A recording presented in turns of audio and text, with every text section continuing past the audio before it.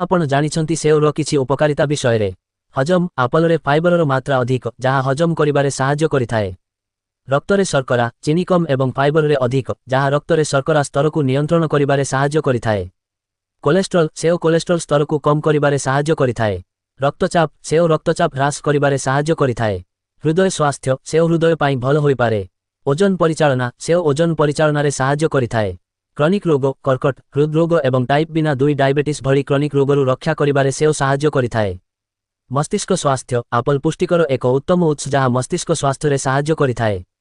रोग प्रतिरोधक शक्ति सेओ रे विटामिन सी भरपूर अटे जहाँ रोग प्रतिरोधक रे साहाय्य करिथाए।